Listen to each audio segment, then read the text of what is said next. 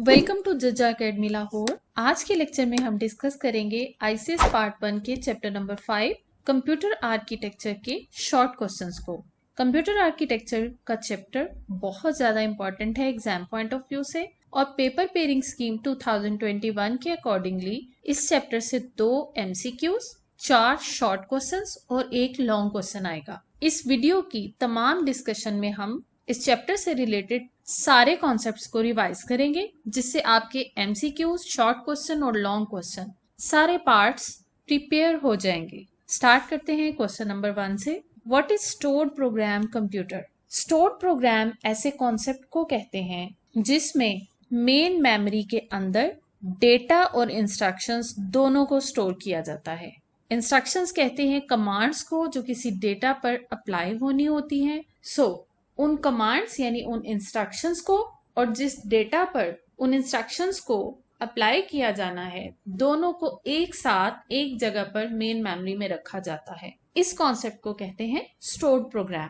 इस कॉन्सेप्ट को 1951 में वॉन न्यूमैन ने दिया था, इसलिए इसे वॉन न्यूमैन कंप्यूटर मॉडल भी कहते हैं। यानी ऐसे कंप्यूटर्स जिसमें स्टोर्ड प्रोग्राम के कॉन्सेप्ट को अप्लाई किया जाता है, ऐसे कंप्यूटर्स को कहते हैं स्टोर्ड प्रोग्राम कंप्यूटर्स या फिर von Neumann computer model. What is computer architecture? Architecture कहते हैं एक मॉडल को या एक वे को, तरीके को, जिसमें different components of computer system को एक दूसरे के साथ कनेक्ट किया जाता है। ऐसे स्ट्रक्चर को कहते हैं computer architecture. List some important components of computer architecture. Which components are included in computer architecture? Different statements लिखी हैं जो मुख्तलिफ ईयर्स में पास्ट पेपर्स में आई हैं। इनको आप खुद रीड कीजिएगा, मैं सिर्फ एक्सप्लेनेशन दूंगी ताकि हम मिनिमम टाइम में मैक्सिमम कॉन्सेप्ट्स को क्लियर कर सकें। कंप्यूटर आर्किटेक्चर में जिन कंपोनेंट्स को हम कनेक्ट करवा रहे होते हैं एक दूसरे के साथ, उसमें शामिल हैं control unit, arithmetic and logic unit, main memory, IO unit, और इन सब को जिस चैनल के साथ एक दूसरे के साथ कनेक्ट किया जाता है उसे कहते हैं बस interconnection. Right the purpose of CPU। CPU को हम कहते हैं कि it is a brain of computer. Computer की जितनी भी इंस्ट्रक्शंस होती हैं उन्हें एग्जीक्यूट करना CPU की रेस्पॉन्सिबिलिटी होती है। नेक्स्ट क्वेश्चन है list 2 components of CPU। CPU को 2 कंपोनेंट्स में डिवाइड किया जाता है, अरिथमेटिक एंड लॉजिक यूनिट और control unit. Arithmetic and logic unit को फर्दर 2 पार्ट्स में डिवाइड किया जाता है, यानी अरिथमेटिक यूनिट और लॉजिक यूनिट। अरिथमेटिक ऑपरेशंस जितने भी हैं जैसे कि प्लस, माइनस, मल्टीप्लिकेशन, डिवीजन, इन सब ऑपरेशंस को परफॉर्म करना अरिथमेटिक यूनिट की रिस्पॉन्सिबिलिटी होती है, और लॉजिक यूनिट ऐसे तमाम ऑपरेशंस को परफॉर्म करता है जिनमें कोई कंपैरिजन किया जाता है। For example A is less than B, 4 is greater than 3। Decision making के प्रॉब्लम्स जितने भी होते हैं उन्हें लॉजिक यूनिट परफॉर्म करता है। Right 2 activities perform by control unit. Control unit का क्या काम है? हमने एक कॉन्सेप्ट पढ़ा था फेच, डीकोड और एग्जीक्यूट। ये साइकिल कंट्रोल यूनिट का साइकिल है। कंट्रोल यूनिट फेच करता है इंस्ट्रक्शंस को मेन मेमोरी से। फेच करने का मतलब है उठाकर लाना, यानी मेन मेमोरी में जो इंस्ट्रक्शंस पड़ी होती हैं उन्हें उठाकर लाता है, कैरी करता है। उन इंस्ट्रक्शंस में जिन ऑपरेशंस को परफॉर्म करने की कमांड्स दी होती हैं उन ऑपरेशंस को आइडेंटिफाई करता है और फिर उन ऑपरेशंस को परफॉर्म करता है, यानी एग्जीक्यूट करता है इंस्ट्रक्शंस को। और इन्हीं 3 स्टेप्स को हम कहते हैं फेच, डीकोड और execute cycle, and these steps are performed by control unit. What is the role of main memory in computer system? Main memory जिसे हम RAM भी बोलते हैं, RAM stands for Random Access Memory, और इसे कहते हैं working area of computer. Computer में हम जब भी किसी प्रोग्राम को ओपन करते हैं, ओपन होने से पहले वो मेन मेमोरी में लोड होता है, फिर वो ओपन होकर हमारे सामने नजर आता है। इसे कहते हैं वर्किंग एरिया ऑफ कंप्यूटर। और इस मेमोरी में जितनी भी इंस्ट्रक्शंस को स्टोर किया जाता है वो सब टेम्परेरीली स्टोर की जाती हैं। इस डायग्राम में आप देख सकते हैं रैम एक चिप की तरह होती है जो मदरबोर्ड पर फिक्स्ड होती है। Why RAM is called random access memory? Suppose करें कि ये एक मेमोरी एरिया है, यहाँ पर यूं फाइल्स स्टोर्ड हैं। अब जब हमने इन फाइल्स को एक्सेस करना है तो दो तरह के एक्सेस मेथड्स होते हैं, एक होता है सिक्वेंशियल एक्सेस और दूसरा होता है रैंडम एक्सेस। सिक्वेंशियल एक्सेस में हम ये करते हैं कि सबसे पहले हम पहली फाइल को एक्सेस करेंगे, फिर दूसरी को, फिर तीसरी को, फिर चौथी को। यानी अगर हमने पांचवी फाइल को एक्सेस करना है तो हमें पहली चार को एक्सेस करना पड़ेगा। लेकिन रैंडम एक्सेस अप्रोच में अगर हमें फिफ्थ फाइल को अप्रोच करना है तो हम डायरेक्टली फिफ्थ फाइल पर जा सकते हैं, हमें पहली चार को रीड करने की जरूरत नहीं होती। Okay, next question, what is RAM and why RAM is called volatile memory. RAM के बारे में ही हम पढ़े हैं कि ये रैंडम एक्सेस मेमोरी है, इसे मेन मेमोरी या प्राइमरी मेमोरी भी कहते हैं, और इसका एक इंपॉर्टेंट फीचर है कि ये वोलेटाइल मेमोरी है। वोलेटाइल मेमोरी ऐसी मेमोरी को कहते हैं जिस मेमोरी में स्टोर डेटा लाइट के चले जाने से अरेज हो जाता है, और नॉन वोलेटाइल मेमोरी ऐसी मेमोरी को कहते हैं जिसमें स्टोर डेटा लाइट के स्विच ऑफ हो जाने से, यानी कंप्यूटर के स्विच ऑफ हो जाने से भी अरेज नहीं होता, बल्कि वहीं पर मौजूद रहता है। नॉन वोलेटाइल की एग्जांपल है रोम, रीड ओनली मेमोरी, और वोलेटाइल मेमोरी की एग्जांपल है RAM. What is the concept of memory address. हमने मेमोरी की बात की कि हम मेमोरी में डिफरेंट फाइल्स को स्टोर करते हैं, तो डिफरेंट फाइल्स को हम मेमोरी के अंदर जहां स्टोर करते हैं उस लोकेशन का कोई ना कोई स्पेसिफिक और यूनिक एड्रेस हुआ करता है। यानी मेमोरी एरिया को डिफरेंट सेल्स में डिवाइड किया जाता है और हर सेल का एक यूनिक एड्रेस होता है, उसे कहते हैं मेमोरी एड्रेस। और डेटा को हम कैसे रिप्रेजेंट करते हैं मेमोरी के अंदर। Data is always represented in the form of bits. Bit is the smallest unit of memory, और एक बिट का मतलब है 0 या 1, यानी एक बिट में या तो 0 स्टोर होगा या फिर 1 स्टोर होगा। What is D RAM and why does D RAM use more power. RAM की दो टाइप्स हैं, एक है डी रैम यानी डायनेमिक रैम जिसे बोलते हैं, और दूसरी है स्टैटिक रैम। डायनेमिक रैम या dynamic random access memory is the most commonly used type of RAM.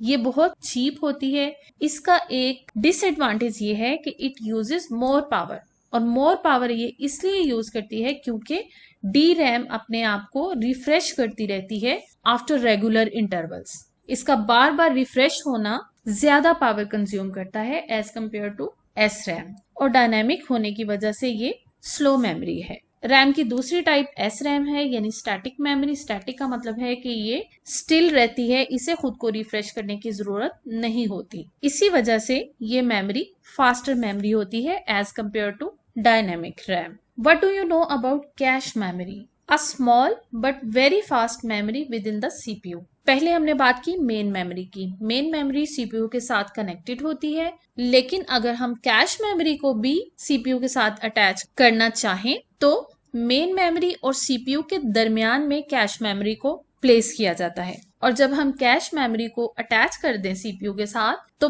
पहले सीपीयू कैश मेमोरी से डेटा को रीड करता है और फिर मेन मेमोरी में जाता है। यानी अगर सीपीयू को कैश मेमोरी से डेटा नहीं मिलता तो वो मेन मेमोरी में जाता है, अदरवाइज अगर सीपीयू को कैश मेमोरी से डेटा मिल जाए तो उसे मेन मेमोरी से सर्च करने की जरूरत नहीं पड़ती। कैश मेमोरी बहुत फास्टर मेमोरी होती है, so it speeds up the operation of the CPU. Okay, difference है प्राइमरी मेमोरी और कैश मेमोरी के दरमियान में। प्राइमरी मेमोरी कैश मेमोरी से लेस फास्टर होती है, और जैसा कि हमने डिस्कस किया कि पहले सीपीयू कैश मेमोरी से डेटा को रीड करता है और फिर प्राइमरी मेमोरी से रीड करता है। और तीसरा डिफरेंस भी हमने डिस्कस किया कि प्राइमरी मेमोरी को कैश मेमोरी के बाद में प्लेस किया जाता है, यानी सीपीयू और मेन मेमोरी के दरमियान में कैश मेमोरी को प्लेस किया जाता है। Define ROM and its types. हमने बात की थी नॉन वोलेटाइल मेमोरी की, जिसमें हमने डिस्कस किया रोम को। रोम stands for read only memory. इसमें जितनी भी इंस्ट्रक्शंस पड़ी होती हैं वो परमानेंटली पड़ी होती हैं और लाइट के चले जाने से वो डिलीट नहीं होती। आमतौर पर it stores bootstrap instructions. Bootstrap instructions उन इंस्ट्रक्शंस को कहते हैं जो तब एग्जीक्यूट होती हैं जैसे ही हम सीपीयू को स्विच ऑन करते हैं, बटन प्रेस करते हैं, साथ ही रोम से बूटस्ट्रैप इंस्ट्रक्शंस एग्जीक्यूट होती हैं और ऑपरेटिंग सिस्टम को मेमोरी में लोड करती हैं। उसके बाद ही हमारे सामने वेलकम स्क्रीन खुलती है और हम कंप्यूटर पर काम करने के काबिल होते हैं। ओके, रोम की 3 टाइप्स हैं, पी रोम, EPROM और EEPROM. PROM stands for Programmable Read-Only Memory, Erasable Programmable Read-Only Memory and Electrically Erasable Programmable Read-Only Memory. Why ROM is called Non-Volatile Memory? Discussion कर चुके हैं हम. Difference between volatile and non volatile memory भी हो गया. Why ROM is used in computer system, इसका इस्तेमाल भी हमने देख लिया था कि ये परमानेंटली इंस्ट्रक्शंस को स्टोर करने के लिए यूज होती है, जैसा कि bootstrap instructions. Differentiate between PROM and EPROM. PROM programmable read only memory and erasable programmable read only memory. दोनों मेमोरीज इनिशियली ब्लैंक होती हैं. प्रोग्रामेबल रोम को सिर्फ एक बार प्रोग्राम किया जा सकता है, यानी इस मेमोरी पर सिर्फ एक बार डेटा को राइट किया जा सकता है. जब हम एक बार डेटा को राइट कर लें, उसके बाद डेटा को रिमूव नहीं किया जा सकता, रीराइट नहीं किया जा सकता. जबकि अरेजेबल प्रोग्रामेबल रीड ओनली मेमोरी में by using special devices data को राइट करने के बाद उसे रिमूव करके नई इंस्ट्रक्शंस राइट की जा सकती हैं, जिसे कहते हैं रीराइट करना. सो इन दोनों टाइप्स में मेन डिफरेंस ये है कि प्रोग्रामेबल रीड ओनली मेमोरी को सिर्फ एक बार प्रोग्राम किया जा सकता है, सिर्फ एक बार राइट किया जा सकता है, जबकि इस मेमोरी में हम डेटा को अरेज करके दोबारा इंस्ट्रक्शंस को या डेटा को राइट कर सकते हैं. It's not erasable. And EPROM पर डेटा को रीराइट करने के लिए अल्ट्रावायलेट रेज को यूज किया जाता है. Define EEPROM. Electrically erasable programmable read only memory. User can erase and rewrite instructions with electrical pulses. Electrical pulses को यूज करते हुए इस टाइप की रोम पर डेटा को रिमूव भी किया जा सकता है और दोबारा से एंटर भी किया जा सकता है. डिफाइन बस interconnection. Very important concept. Communication channel या कम्युनिकेशन पाथ जो एक कंपोनेंट को दूसरे कंपोनेंट के साथ कनेक्ट करता है, उस पाथ को कहते हैं बस. इस पिक्चर में आप देख सकते हैं ये मदरबोर्ड है. इस पर ये जो आपको लाइंस नजर आ रही हैं, इन लाइंस को कहते हैं कंप्यूटर बसेस. ये हैं मदरबोर्ड पर बसेस, और दूसरी जो केबल की फॉर्म में हम कंपोनेंट्स को एक दूसरे के साथ कनेक्ट करते हैं, इस पिक्चर में इन डिफरेंट केबल्स को दिखाया गया है. ये भी बस की डिफरेंट टाइप्स हैं. डिफाइन कंप्यूटर बस. कंप्यूटर बस की दो टाइप्स हैं, सिस्टम बस और एक्सपेंशन बस.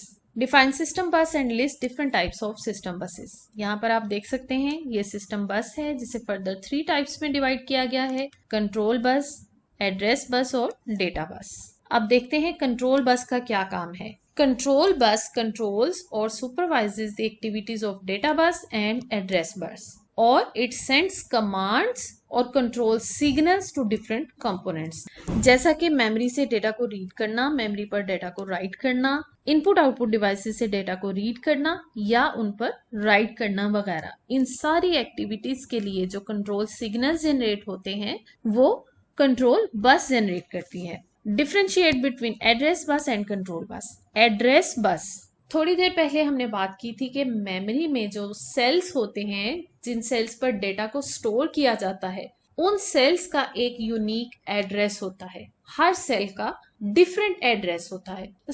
जब हमने डेटा को मेमोरी से रीड करना हो या राइट करना हो, तो डेफिनेटली उस डेटा के सेल तक पहुंचने के लिए उसका एड्रेस चाहिए होता है, और उस एड्रेस को प्लेस किया जाता है एड्रेस बस पर. यानी एड्रेस बस एड्रेस को कैरी करती है. It carries information about the location of data in memory, जहां से हमने डेटा को पिक करना हो या डेटा को राइट करना हो. और ये यूनिडायरेक्शनल बस होती है, यानी एक ही डायरेक्शन में एड्रेसेस को ट्रांसफर किया जाता है, और वो डायरेक्शन होती है CPU टू मेमोरी. क्योंकि CPU इंस्ट्रक्शंस देता है कि मेमोरी से किस जगह से डेटा को उठाना है या डेटा को प्लेस करना है.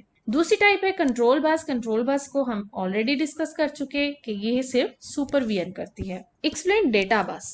देखें, एड्रेस बस आइडेंटिफाई करती है जिस एड्रेस से डेटा को पिक करना है. अब जो डेटा को पिक करने का काम है वो करती है डेटा बस. यानी CPU से डेटा को अगर मेमोरी की तरफ मूव करना हो या मेमोरी से CPU की तरफ मूव करना हो, इसके लिए यूज की जाती है data bus. So data bus is by directional, यानी दोनों तरफ डेटा को मूव किया जा सकता है.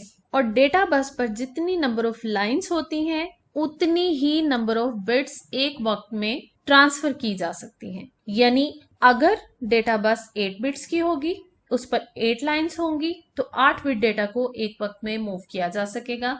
अगर उस पर 16 लाइंस होंगी तो 2 बाइट्स को या 16 बिट्स को एक वक्त में मूव करवाया जा सकेगा, and so on. Right the use of expansion बस। हम मदरबोर्ड पर एक डिफरेंट टाइप्स की स्लॉट्स होती हैं जिन्हें कहते हैं एक्सपेंशन स्लॉट्स, जो आप यहाँ पर डायग्राम में देख सकते हैं। ये स्लॉट्स कहलाती हैं एक्सपेंशन स्लॉट्स। हम डिफरेंट कार्ड्स को, जैसे कि ग्राफिक कार्ड्स है या साउंड कार्ड है, इन कार्ड्स को in expansion slots per fix किया जाता है, यानी एक्सटर्नल कंपोनेंट्स को इन स्लॉट्स पर फिक्स किया जाता है। और एक्सपेंशन बस सीपीयू को कनेक्ट करवाती है इन एक्सपेंशन स्लॉट्स के साथ। Okay, next question, how to transfer data from CPU to memory. Control unit being a part of CPU एक रिक्वेस्ट प्लेस करता है। उस रिक्वेस्ट के अगेंस्ट मेमोरी में जिस प्लेस पर डेटा को स्टोर किया जाना हो उस मेमोरी सेल का एड्रेस बस पर रखवा दिया जाता है। फिर सीपीयू का जो कंटेंट जिसको मेमोरी में प्लेस किया जाना है उस कंटेंट को डेटा बस पर प्लेस किया जाता है और फिर डेटा बस उस डेटा को कैरी करके सीपीयू से मेमोरी की तरफ पर्टिकुलर सेल पर ले जाती है और डेटा को स्टोर करवा दिया जाता है। IO read and IO right command. IO means input output. Input output devices पर दो तरह के ऑपरेशंस परफॉर्म होते हैं, आईओ रीड और आईओ राइट। इनपुट डिवाइसेस जिस डेटा को एंटर करती हैं उस डेटा को रीड किया जाना, इस ऑपरेशन को कहते हैं IO read. And IO write is used to write data to an output device. जब आउटपुट डिवाइस को यूज करते हुए डेटा को आउटपुट करवाया जाता है उस प्रोसेस को, उस ऑपरेशन को कहते हैं IO write. Describe the role of input output unit. It works like an interface between CPU and IO devices. IO devices जो अटैच्ड होती हैं कंप्यूटर्स के साथ, उन डिवाइसेस को सीपीयू के साथ डायरेक्टली कनेक्ट नहीं करवाया जाता, बल्कि आईओ यूनिट के साथ उन सब डिवाइसेस को कनेक्ट करवाया जाता है और फिर आईओ यूनिट सीपीयू के साथ कम्युनिकेट करता है। What is interrupt? इंटरप्ट एक सिग्नल को कहते हैं। Signal generated by IO devices to tell CPU that IO devices are ready to perform IO operations.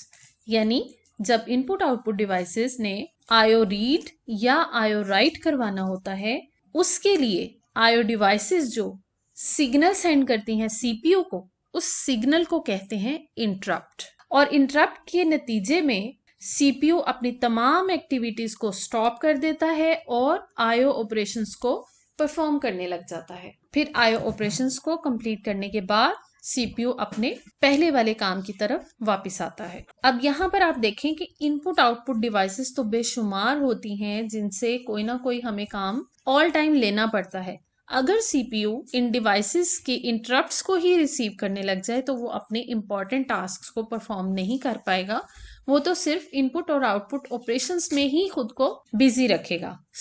इस प्रॉब्लम को सॉल्व करने के लिए, यानी सीपीयू की एफिशिएंसी को बढ़ाने के लिए, इनपुट आउटपुट डिवाइसेस को डायरेक्टली सीपीयू के साथ अटैच नहीं किया जाता और हम एक कॉन्सेप्ट को यूज करते हैं, direct memory access. It is a special hardware component called DMA controller and it is used to transfer data between main memory and input-output devices without involving CPU all the time. CPU को directly involve होने के बजाय इस component को use किया जाता है जिसकी वजह से input-output devices की तमाम activities को DMA कंट्रोलर डील कर रहा होता है और वो बार बार सीपीयू को डिस्टर्ब नहीं करती और इससे सीपीयू की ओवरऑल परफॉर्मेंस बढ़ जाती है। Define the term register. Register एक स्मॉल मेमोरी है जो कि बहुत ही फास्टर मेमोरी होती है और ये इनसाइड द सीपीयू होती है, यानी रजिस्टर सीपीयू की इंटरनल स्टोरेज है and it is used for temporary storage of data and instructions during the execution of program. What is the purpose of CPU registers? CPU registers की कई types हैं and they are used to store data and instructions temporarily to increase the performance of CPU. What is an instruction? Instruction एक written command है जो user CPU को provide करता है to perform a specific task. What program register holds? Program register की एक type है, इसे program register भी कहते हैं और प्रोग्राम काउंटर रजिस्टर भी कहते हैं और इसे इंस्ट्रक्शन पॉइंटर रजिस्टर भी कहते हैं। These are the different names of program register. और इस रजिस्टर का पर्पस ये होता है कि जिस नेक्स्ट इंस्ट्रक्शन को मेमोरी से फेच किया जाना हो उस इंस्ट्रक्शन का एड्रेस इस रजिस्टर में स्टोर किया जाता है। What is the use of instruction register? जिस इंस्ट्रक्शन को एग्जीक्यूट करवाना हो उस इंस्ट्रक्शन को फेच करके IR रजिस्टर में या इंस्ट्रक्शन रजिस्टर में स्टोर किया जाता है। What is the use of memory address register? Memory address register या MAR register holds the address of memory where CPU wants to read or write data. Memory buffer register. It is used to store data or instructions coming from the memory or going to the memory. Memory में जब हमने data को store करवाना हो या memory से read करना हो, उस डेटा को एक जगह से दूसरी जगह मूव करवाने के लिए मेमोरी बफर रजिस्टर यूज होता है। What is stack register? Stack एक खास डेटा स्ट्रक्चर को कहते हैं और stack registers are used to manage stack और इसे स्टैक पॉइंटर रजिस्टर भी कहते हैं। Stack is just like a bucket. जिस तरतीब से आप बकेट में चीजों को प्लेस करते हैं उसकी उलट तरतीब से आप उनको बाहर निकालते हैं, यानी जो आइटम बकेट के सबसे टॉप पर होगी वो सबसे पहले बाहर निकलेगी and so on. Define general purpose register.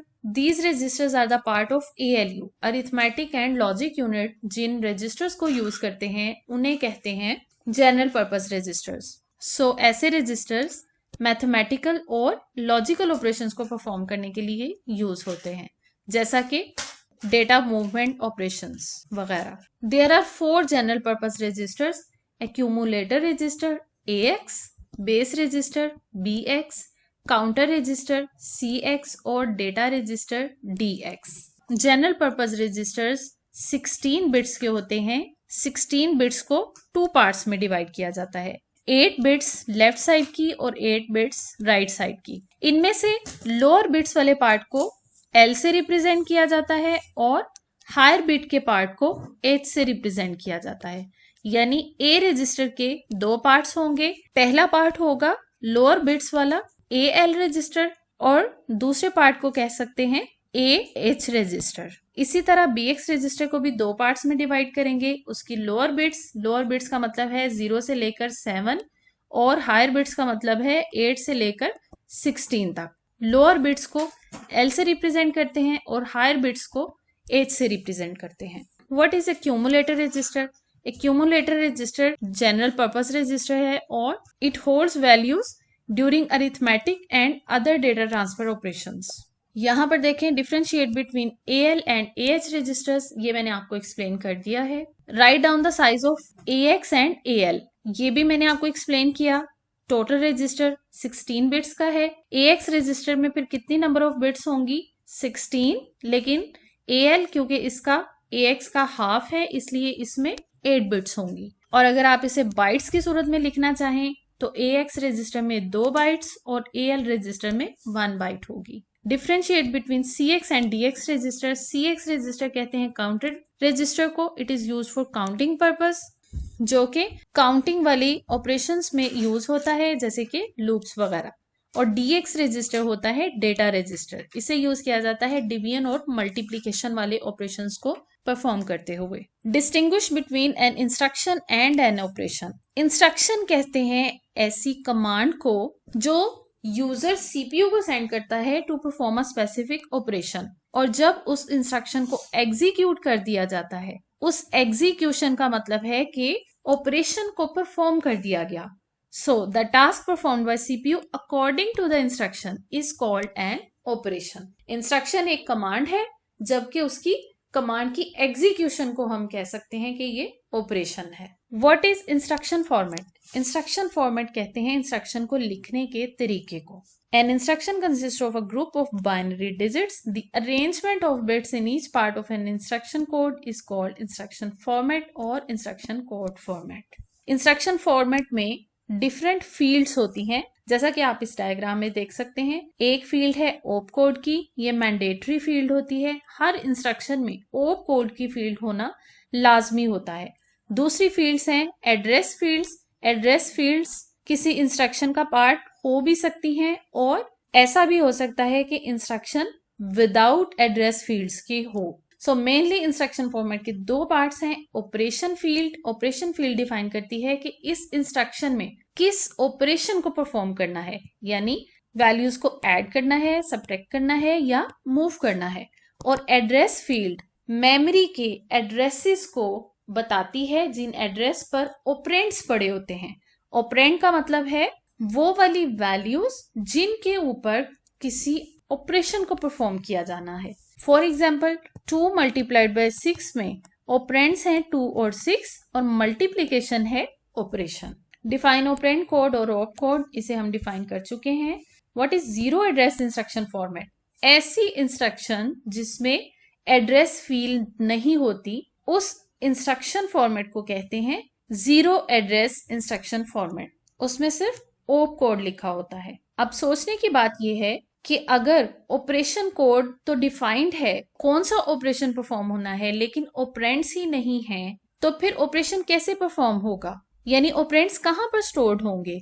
तो वो ऑपरेंड्स स्टैक में यूज होते हैं। स्टैक की हमने थोड़ी देर पहले भी बात की थी कि ये एक डेटा स्ट्रक्चर है, यानी जस्ट लाइक अ बकेट जो डेटा को स्टोर करती है। Next is one address instruction. ऐसी इंस्ट्रक्शन जिसमें एक एड्रेस लिखा जाता है ओप कोड के साथ, यानी एक फील्ड उसमें ओप कोड की होगी और दूसरी फील्ड एड्रेस की होगी। ऐसे फॉर्मेट को कहते हैं वन एड्रेस इंस्ट्रक्शन। और ऐसी इंस्ट्रक्शन जिसमें दो एड्रेसेस सिर्फ यूज हो रहे होंगे उसको कहेंगे टू एड्रेस इंस्ट्रक्शन।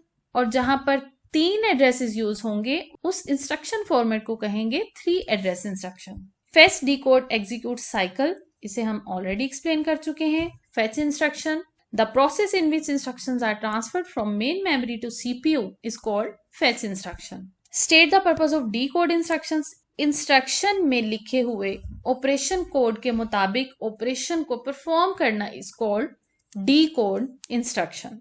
और डीकोडिंग के बाद इंस्ट्रक्शन को एग्जीक्यूट किया जाता है। ये वही बात है जो फेच, डीकोड और एग्जीक्यूट साइकिल में हुई थी। Define operating system. Operating system prepares a computer to be used by users.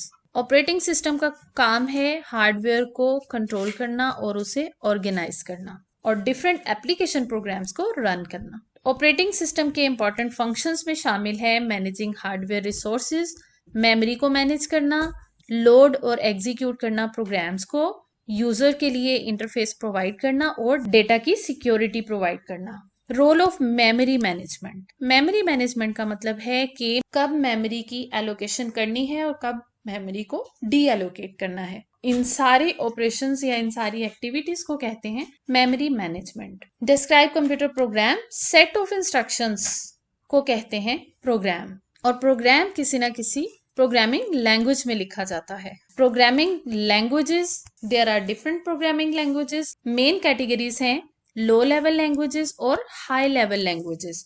Low level और हाई लेवल लैंग्वेजेस में डिफरेंस ये है, लो लेवल लैंग्वेजेस हार्डवेयर के करीब तरीन होती हैं और हाई लेवल लैंग्वेजेस ह्यूमन के करीब तरीन होती हैं। जैसे इंग्लिश लैंग्वेज हमारी करीब तरीन है, इसलिए इसे हम कहते हैं कि ये एक हाई लेवल लैंग्वेज है। जबकि लो लेवल लैंग्वेज होगी लाइक 01 की लैंग्वेज, जिसे सिर्फ कंप्यूटर अंडरस्टैंड कर सकता है, ह्यूमन अंडरस्टैंड नहीं कर सकते। It is difficult to learn, it is easy to learn. यहाँ पर एग्जांपल्स हैं मशीन लैंग्वेज और असेंबली लैंग्वेज है। और हाई लेवल लैंग्वेजेस में सी, C++, जावा, बेसिक वगैरह। Name any 4 high level languages, इसे डिस्कस कर लिया हमने, C, C++, Java, BASIC, COBOL वगैरह। What is meant by language processor? एक लैंग्वेज को दूसरी लैंग्वेज में ट्रांसलेट करने के लिए जो सॉफ्टवेयर यूज होता है उसे कहते हैं लैंग्वेज प्रोसेसर या language translator. And there are 3 types of language translators.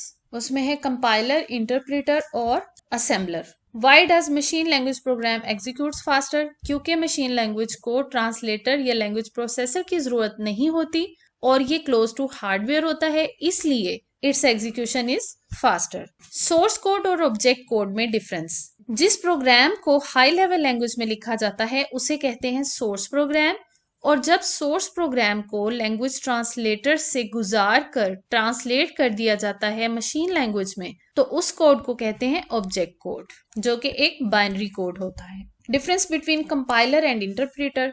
Compiler भी लैंग्वेज ट्रांसलेटर है और इंटरप्रेटर भी। दोनों में फर्क ये है कि कंपाइलर हाई लेवल लैंग्वेज को एक ही स्टेप में लो लेवल लैंग्वेज में ट्रांसलेट कर देता है, जबकि इंटरप्रेटर सोर्स कोड की हर लाइन को अलग अलग से यानी लाइन बाय लाइन ट्रांसलेट करता है, लेकिन ऑब्जेक्ट कोड जनरेट नहीं करता। और अगर कोई एरर हो तो उसे रिपोर्ट कर देता है। Describe assembly language. Assembly language एक लो लेवल लैंग्वेज है। It is easy to learn then machine language. Machine language से आसान होती है क्योंकि इसमें इंग्लिश लाइक वर्ड्स यूज होते हैं और उन इंग्लिश लाइक वर्ड्स को कहते हैं निमोनिक्स। ये वाला क्वेश्चन अक्सर ऑब्जेक्टिव में आता है कि असेंबली लैंग्वेज के जो इंग्लिश लाइक वर्ड्स हैं उन्हें निमोनिक्स कहते हैं। What is assembler? Assembly language में लिखे हुए सोर्स कोड को या सोर्स प्रोग्राम को जो सॉफ्टवेयर ट्रांसलेट करता है ऑब्जेक्ट कोड में या मशीन कोड में, उस ट्रांसलेटर का नाम है असेंबलर। ये थे तमाम इंपॉर्टेंट शॉर्ट क्वेश्चन जो ना सिर्फ शॉर्ट क्वेश्चंस हैं बल्कि ये एमसीक्यूज के सेक्शन को भी कवर कर रहे हैं और आपके लॉन्ग क्वेश्चंस को भी। Thank you for watching. For more computer science lectures and other informative videos, subscribe to my channel.